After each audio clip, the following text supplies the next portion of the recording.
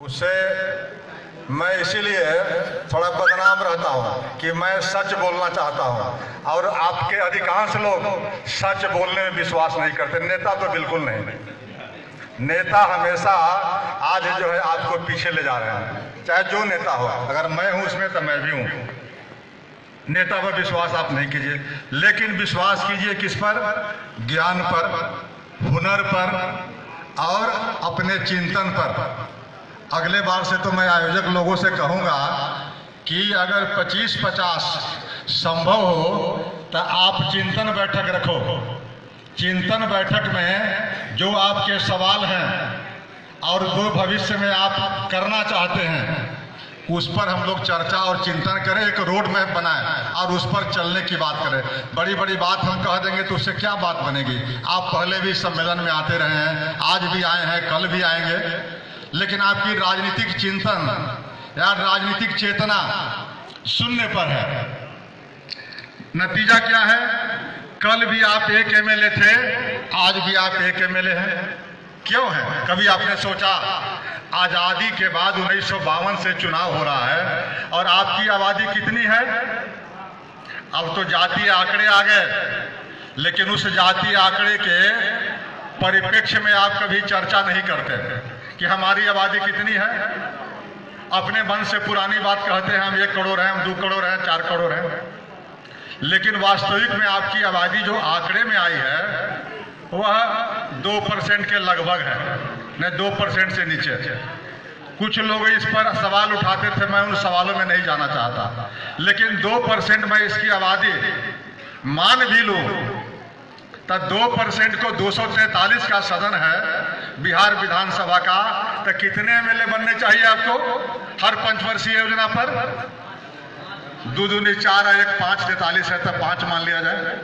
5 MLA हर चुनाव में आपको चाहिए था, लेकिन आप बनते हैं कै गो? एगो बनते हैं। वो चाहे रामधनी सिंह हो, चाहे सुशीला कपूर जी हो, चाहे डॉक्टर जुगल जी हो और चाहे आज डॉक्टर प्रेम कुमार जी हो, एक ही एमएलए ना है। एक समय में 2 एमएलए नहीं बने, तो हर पंचवर्षीय योजना में 4 एमएलए का आपको घाटा हो रहा है। 78-79 साल हो गए आजाद भारत को। अब सोच लीजिए, अगर पूरा जोड़ेंगे आपका जो है कितना डिफिशियंट हो गया? 100 विधायकों से ज्यादा। आप अभी अपना हक नहीं ले रहे हैं, दूसरे के हक लेने की बात छोड़ दीजिए। जो आपकी आबादी थी, बड़े बड़े समाजवादी नारा लगाते थे कि जिसकी जितनी हिस्सेदारी उसकी उतनी भागीदारी। तो आपकी हिस्सेदारी कितनी है? 2%। लेकिन 2% आप विधायक में या एमपी में या जो भी है राजनीतिक क्षेत्र में। अभी मंच से ही जयप्रकाश जी कह रहे थे और कि हमारे इस जिला में मात्र 1 मुखिया, या कितना शर्म की बात है। इसके पिछले चुनाव में कै मुखिया थे? शायद 3 थे। आज हम डिक्रीजिंग ऑर्डर में जा रहे हैं। कभी आपने चिंता किया? नहीं किया। क्यों नहीं करते हैं आप? 3 मुखिया से घट के 1 मुखिया हो गए और आप कह रहे हैं कि हम आगे बढ़ रहे हैं। आगे नहीं बढ़ रहे हैं। पंचायती चुनाव में आपको आरक्षण दी गई है कितना? 20% और 17% शेड्यूल कास्ट और शेड्यूल ट्राइब्स के। टोटल आरक्षण कितना है पंचायती राज में? 37%। मैं जब सदन का सदस्य था इस सवाल को भी मुख्यमंत्री के समक्ष उठाया था और मुख्यमंत्री सर नीचे झुका करके चले जाते थे, जवाब नहीं देते थे। आज प्रोसीडिंग में दर्ज होगा। क्या हम कहते थे कि आरक्षण की अधिकतम सीमा है 50% और आपने अभी तक दिया है 37%, और बाकी 50% की जो अधिकतम सीमा है बिना संविधान में कोई संशोधन किए हुए आप 13% आरक्षण किसके लिए रखे हुए हैं?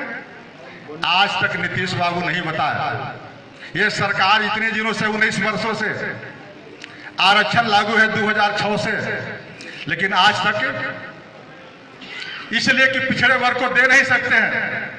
पिछड़े वर्ग को जिस तरह से नौकरियों में मिली हुई आरक्षण पंचायती राज में नहीं दे सकते। क्यों? पटना उच्च न्यायालय का जजमेंट था 1996 में।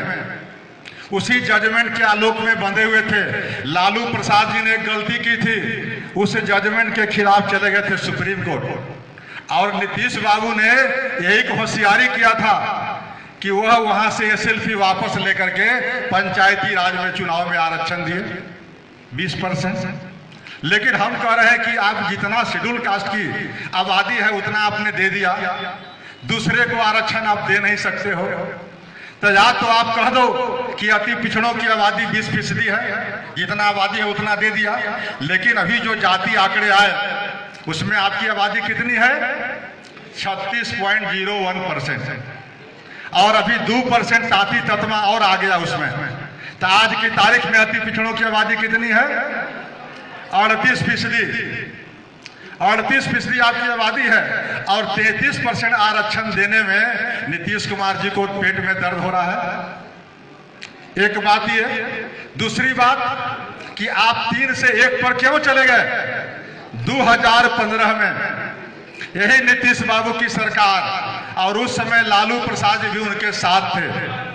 यह दोनों की सरकार, शांत रहिएगा जी, काम की बात आप लोग नहीं सुनिएगा और बात की बात सुनिएगा तो क्या फायदा होगा। यही लालू जी और नीतीश जी की सरकार थी। नीतीश जी ने, ऐसे तो पहले से आ रहा है, कई जातियों का इसमें इंक्लूजन हुआ, लेकिन अपेक्षाकृत 3 संपन्न जातियों को, एक दांगी जो आपके बगल में है देखते होंगे, वो पहले अपर कास्ट में था। उसका जो कैरेक्टरिस्टिक है, देवेंद्र बाबू आप भी मोबाइलें देख रहे हैं, अच्छा, उसका जो कैरेक्टरिस्टिक है मैंने रिजले के किताब में देखा तो वह अपर कास्ट में था, विधवा विवाह उसमें नहीं होता था। उसको लालू प्रसाद जी ने पिछड़ा में लाया और नीतीश बाबू ने उसको अति पिछड़ा में ला दिया, ये दांगी जाति को, जो कुशवाहा से ऊपर की श्रेणी में है। और दूसरे तेली समाज के, जो आपसे संख्या में ज्यादा है और संभ्रांत है, पैसा वाला है, समृद्ध है, उसको भी उसमें डाल दिए। और डाल दिए चौरसिया को, जिसको कहते हैं पनेरी और तमोली। इन जातियों के आने से आपके आरक्षण लगभग खत्म हो गए। जननायक कर्पूरी ठाकुर जी की आत्मा रो रही होगी अगर जननायक कर्पूरी ठाकुर की आत्मा कहीं होगी तो, कि जो उद्देश्यों से उन्होंने आरक्षण दिया था वह उद्देश्य की पूर्ति अब नहीं हो रही है। उनके ही तथाकथित चेलों ने उनके सपना को धूल धूसरित कर दिया। मेरे ऐसा व्यक्ति लालू प्रसाद जी के यहाँ गया था और मैं जब कैबिनेट में आने वाला था उस समय भी मैंने कोशिश किया कि यह रुक जाए, लेकिन लालू प्रसाद जी को हिम्मत नहीं हुई कि नीतीश कुमार जी से बात करें। तब उन्होंने उस समय आरसीपी से बात किया। आरसीपी कहे कि मैं नहीं रोक सकता हूं, एजेंडा में आ गया है। अंततो गतवा एजेंडा में भी आया और पारित भी हो गया। उस दिन से मैं आंदोलनरत हूं। आज आप कह रहे थे कि पूर्व विधान पार्षद क्यों कह रहे थे? मैं तो 2020 में बना था, 2026 तक सब जानते हैं आप कि 26 तक मेरा टर्म था, लेकिन आज पूर्व क्यों हो गया? कोई एमपी का टिकट मांगने में, कोई एमएलए और एमएलसी बनने के लिए नहीं समझे आप। मैं इस पर आंदोलन किया, कोर्ट में पहले गया पटना उच्च न्यायालय में, उसके बाद सर्वोच्च न्यायालय में मामला लंबित है, वहां से बात नहीं बनी। हम सड़कों पर आंदोलन शुरू